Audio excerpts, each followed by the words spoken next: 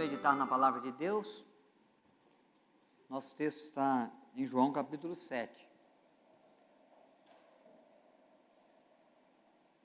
O contexto é um contexto interessante, que depois você pode verificar com mais cuidado, com mais carinho na sua casa. É a festa dos tabernáculos.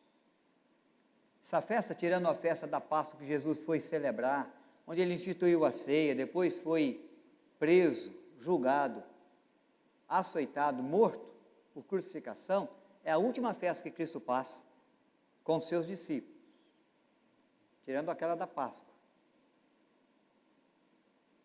Essas festas eram celebradas em Jerusalém, 3 grandes festas do ano, instituídas por Deus para que o povo pudesse se lembrar dos feitos de Deus, do agir do Senhor, do poder do Senhor. E todo Israel era conclamado a ir ao templo, a ir a Jerusalém. Essa festa durava 8 dias. É interessante no contexto aí, porque os irmãos de Jesus dizem para ele assim: você deveria ir lá na festa, e lá na festa, diante de todo mundo, você deveria fazer os feitos que você faz, para você se tornar conhecido, reconhecido como o enviado de Deus, como Messias, como Emanuel. Jesus vai dizer para os seus irmãos assim: não é chegada ainda a minha hora, mas vão vocês para a festa, depois eu vou. Como a festa era de 8 dias, eles foram, e depois Jesus foi. E o versículo que nós vamos ler vai mostrar que no último dia, Jesus vai se manifestar com um convite maravilhoso, um convite muito especial para todo o povo, para toda a gente, para todo ser humano, para aquele que vivia e que estava na cidade naquele dia, para aquele que está no templo da Igreja Presbiteriana de São José hoje à noite, no último dia do ano. Jesus guardou para o último dia da festa. E Deus reserva para o nosso coração também no último dia de 2021. Deixa eu mostrar para vocês o maravilhoso convite que Cristo faz, nesse texto de João, capítulo 7, verso 37 e 38. Eu vou ler o primeiro, o 37, a igreja responde com a leitura do 38, tudo bem? Vamos usar essa projeção aqui?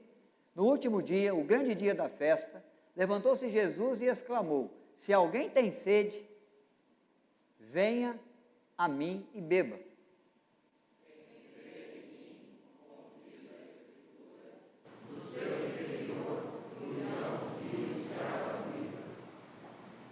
Tudo bem, que Deus acrescente graça ao nosso coração na reflexão que fazemos da sua palavra, dentro desse tema. Convite maravilhoso que Deus dá a você, que Deus faz a mim, que Deus faz a todo ser humano. Nesse texto, na festa dos tabernáculos. A festa dos tabernáculos é uma festa de gratidão pelas colheitas. O povo de Israel se reunia para reconhecer que Deus foi bom, que Deus abençoou a despensa, que Deus abençoou a mesa. Como já foi mencionado no tempo da gratidão aqui pelo Lourenço, não deixou faltar o pão sobre a mesa de nenhum judeu. Os rebanhos se multiplicaram. As semeaduras trouxeram muitos frutos. O sol brilhou, a chuva caiu, a planta cresceu. Deus abençoou a família. O rebanho multiplicou. E o número dos judeus também, muitas crianças nasceram. Uma geração nova vem surgindo, vem vindo. Então Deus diz: você vai separar 8 dias. Nesses 8 dias você não vai fazer nada, você vai deixar a sua casa. Até mesmo quem era de Jerusalém, deixava suas casas na cidade. Armavam tendas no vale. Essas tendas eram feitas por panos, mas na maioria das vezes elas eram feitas por capim, fruto do resultado de Deus, madeira, galhos de árvores frutíferas e palmeiras.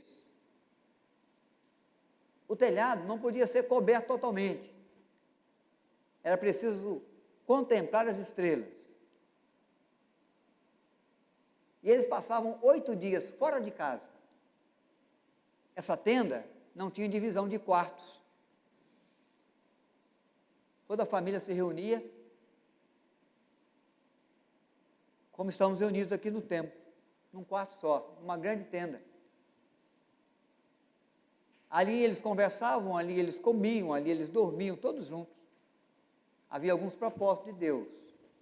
O propósito era lembrar o tempo do deserto, da caminhada peregrina no deserto por 40 anos.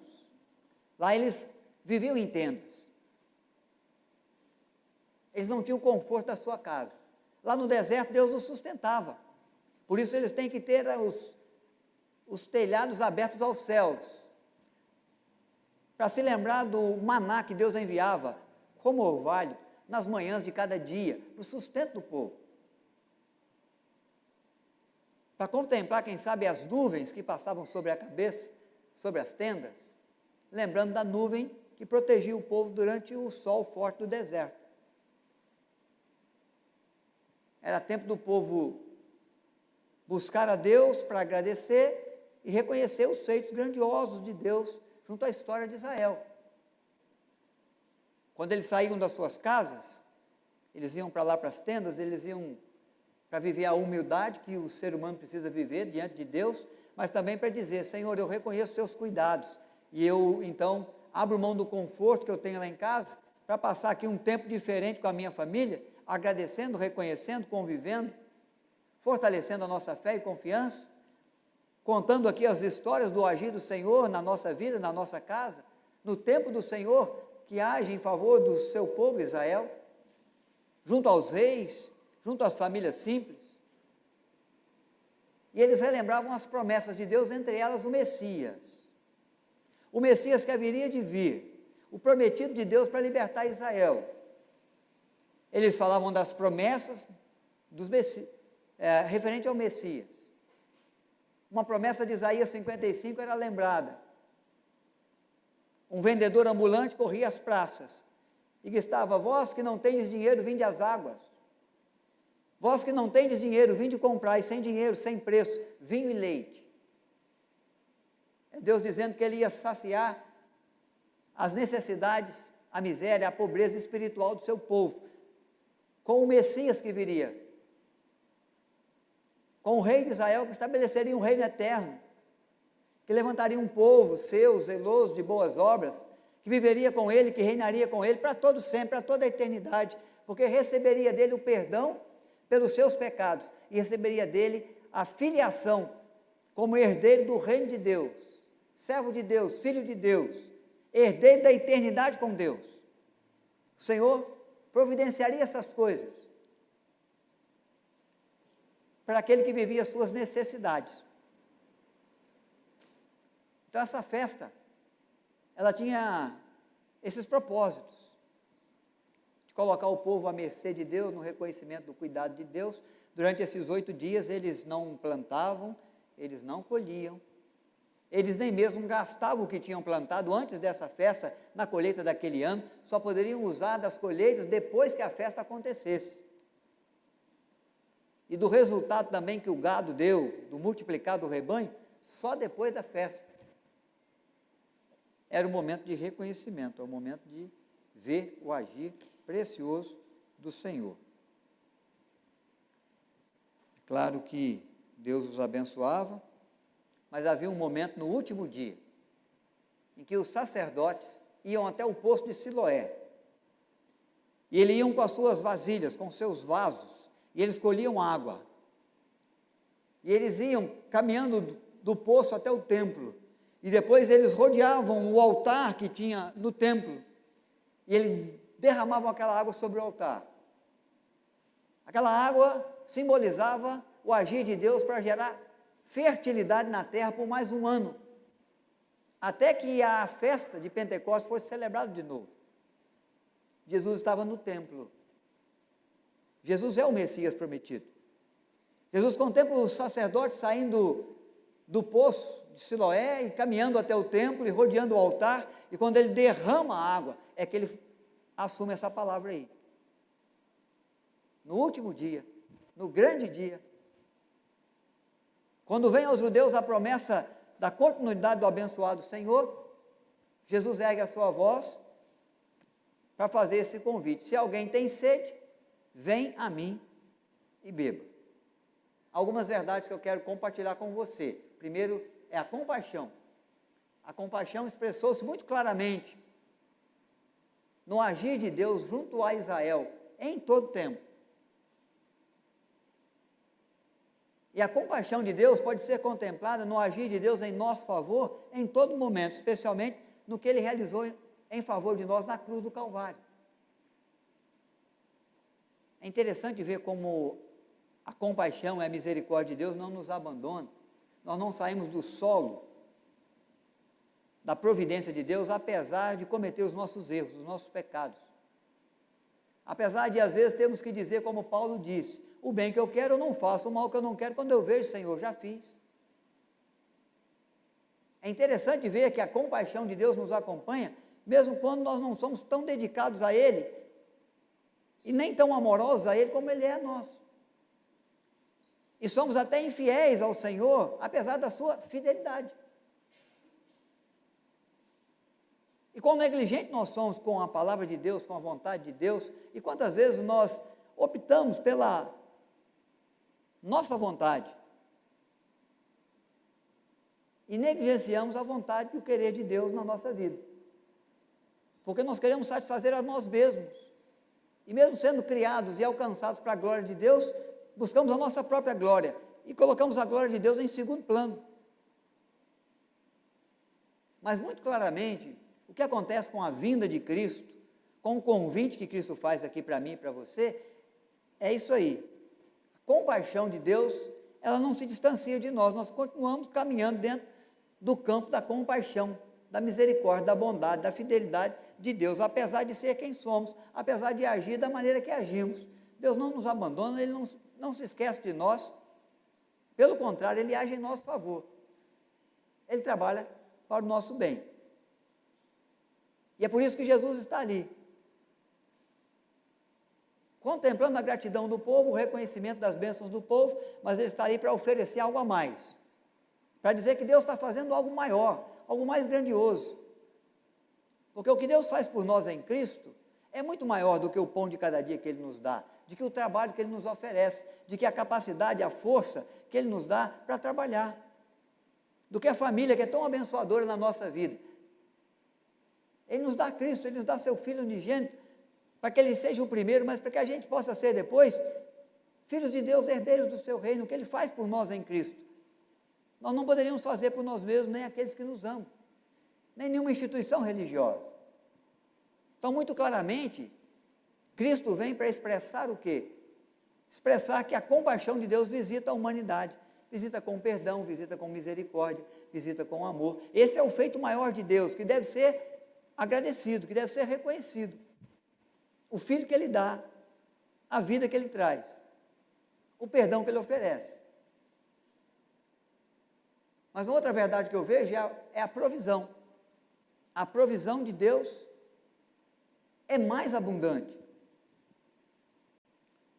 Porque é muito comum até nas nossas orações nós pensarmos muito na gente.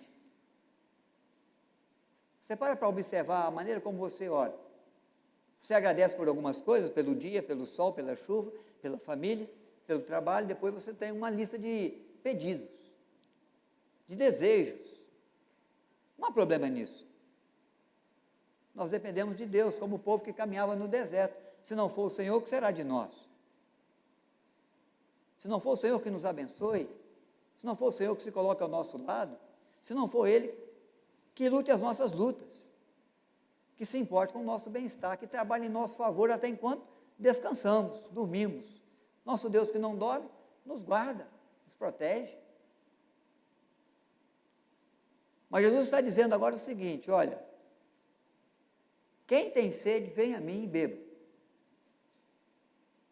Ele está dizendo, se referindo ao ser humano, porque todo ser humano anda sedento de alguma coisa. Uma coisa material, emocional, uma conquista, um avanço profissional, um casamento, uma família feliz, uma criação de filho abençoador. Todos nós temos os nossos projetos e propósitos para cada ano. É aquilo que a gente poderia identificar como o que a nossa alma quer, o que a nossa vida almeja, o que eu pretendo realizar, o que eu quero alcançar, o que eu gostaria de viver no novo ano que vem chegando aí. Mas Jesus está dizendo nesse texto que o que ele tem para fazer é isso, mas é algo muito mais do que isso. Ele está dizendo, eu sou a fonte de água viva. Vocês estão mortos nos seus delitos e pecados. Eu vou oferecer a minha vida para justificar os vossos pecados e para pagar o preço da vossa culpa, do vosso erro, da vossa iniquidade. Vocês estão sedentos de perdão, de misericórdia, de compaixão, de salvação. E quem se identificar assim, pode vir a mim e beber. Vem porque é de graça. Vem porque é abundante. Vem porque vai suprir a sua necessidade, vai atender aquilo que você precisa. Vai vir de encontro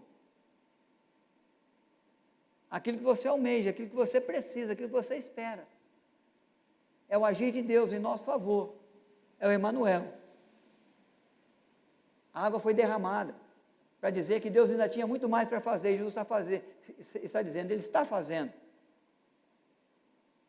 Através do Emanuel, através do Messias, através do cumprir da sua palavra, através do expressar da sua fidelidade nas promessas, através do extraordinário de uma virgem que deu à luz um menino que nasceu em Belém, mas que está muito próximo de dar a vida pela humanidade em Jerusalém, para que o propósito maior, transformador e abundante de graça e bondade de Deus nos homens aconteça. Ele vai se tornar o caminho da verdade, o caminho da vida, o caminho que vai levar o ser humano à presença de Deus. Então Deus tem uma provisão abençoadora para a sua vida, uma provisão abundante, que se manifesta primeiro na graça dele, que se revela na cruz em Cristo, e depois nos cuidados que ele dá, como dava ao povo de Israel, que agora se reunia para adorar, para reconhecer os feitos de Deus, no cuidado com a vida, com a família, com o trabalho, com as finanças, com a saúde, com sonhos e projetos.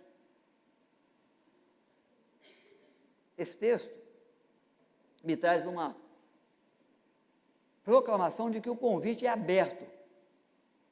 Todo que tem sede é bem-vindo. Então ele está dizendo que é para mim e é para você, é para o rico e para o pobre. É para o brasileiro e para o japonês, para o coreano, para o americano.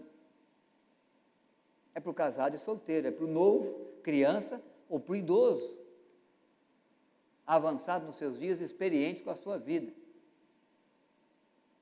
Todos nós dependemos de Deus, necessitamos de Deus, da graça de Deus que em Cristo se revela. Então é um convite aberto, todo que tem sede, não importa o que você tem feito, não importa o que as pessoas têm feito, com que elas têm se envolvido, qual é o tipo de prática, de princípio que elas têm adotado na sua vida até aqui. Que tipo de pecado, de iniquidade?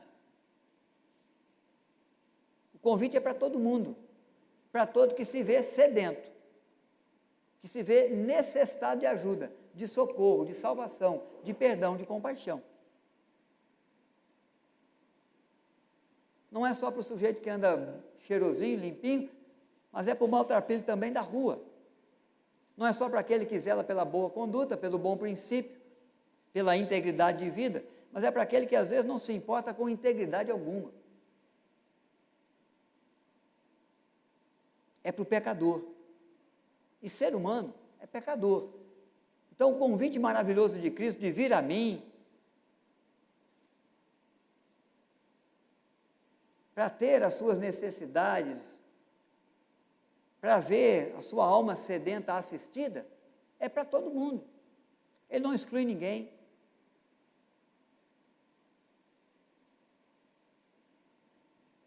Ele é aquele que inclui toda a gente, todos os povos, toda a língua, homem ou mulher. Então é para você e é para mim também. Cuidado de Deus, a providência de Deus, a compaixão de Deus, é para nós que o buscamos. Para nós que declaramos a nossa pobreza, que declaramos a nossa fraqueza, a nossa iniquidade, o nosso pecado. É para nós que clamamos, tem misericórdia de mim e ajuda. Vê se há em mim algum caminho mau, guie-me pelo caminho eterno. Um convite, uma proclamação aberta a todos os homens, que Ele traz a você no último dia do ano de 2021, que Ele levou no último dia da festa, dos tabernáculos, no tempo da gratidão, no tempo do reconhecimento, no tempo do buscar com confiança o agir contínuo de Deus para o sustento da vida e da família e da nação. E da fé que o povo poderia expressar e da confiança que o povo poderia e deveria ter no Senhor. Então é uma declaração aberta. Então o pecador deve vir. Não há necessidade de merecimento, mas pastor, eu não mereço. Por aquilo que eu já fiz, por aquilo que eu já falei, pelo pensamento que já passou um dia na minha mente, pela minha expressão de infidelidade com o Senhor. Quando Jesus diz que é para todos, Ele está dizendo, não é por merecimento, é por graça. E a graça de Deus não tem preconceito algum.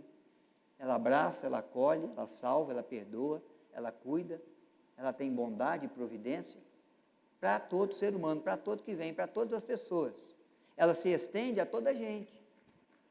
É a mão de Deus que se estende sobre a sua vida, sobre a sua cabeça. É a voz de Deus que se ergue em seu favor no tempo da tempestade, para acalmar o vento e o mar, que te amedrontam, que ameaçam a sua existência, a existência do seu casamento, do bom relacionamento entre você e seu irmão ou irmã. Aquilo que te preocupa, aquilo que te atemoriza, há um cuidado de Deus para isso. Nas interrogações que você tem, na incerteza que bate na sua alma, no temor que vai no seu coração, quanto ao que possa acontecer em 2021. Jesus está dizendo, vem a mim, vinde a mim e beba, aquele que tem sede, aquele que reconhece a sua necessidade. Se coloque diante da minha presença, no melhor lugar do mundo, e clame e veja o agir de Deus em seu favor, como estava agindo o Senhor em Cristo em favor de todo aquele que crê, para fazer dele um filho de Deus, um herdeiro dos céus. Então nós temos que vir diante de Deus reconhecido de quem somos, pecadores. Em razão dos pecados, necessitamos de salvação, de perdão. Deus providencia em Cristo de graça. Não é por merecimento meu, não é por conquista minha. Não há necessidade de eu merecer e nem há necessidade de eu me empenhar por alcançar, porque eu não vou conseguir. Deus já fez, Deus já deu, Deus já deixou uma porta aberta.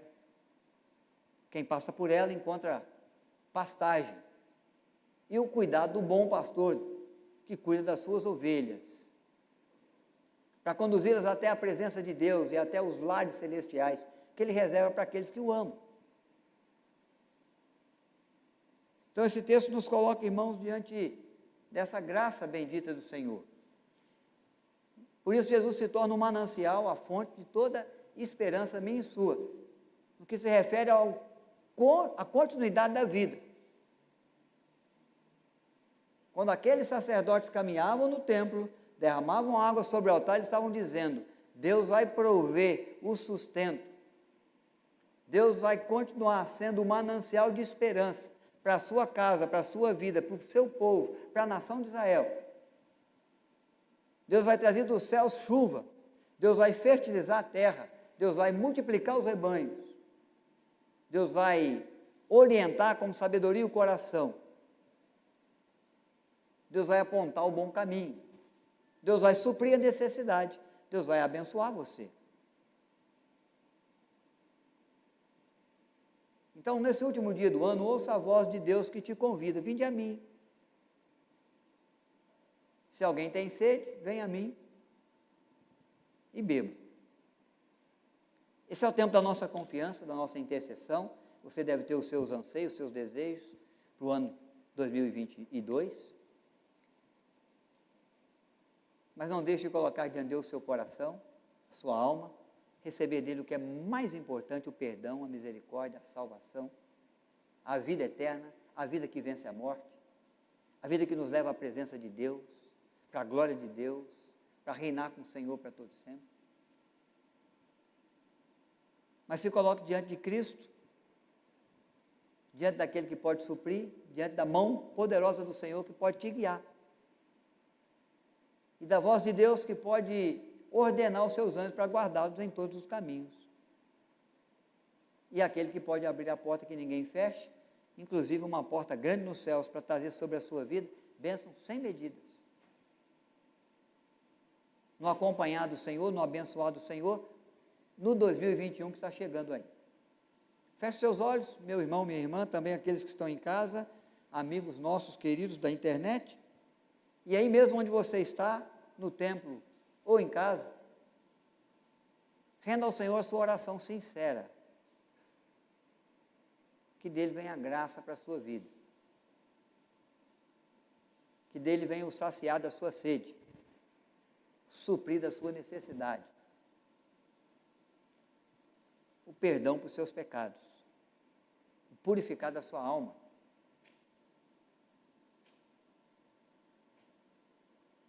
Que seja dele a boa mão que nos conduz, vencendo e para vencer pela fé que nos trouxe até aqui. Se alguém tem sede, venha a mim e beba. Que haja de Deus suprir para a sua necessidade também.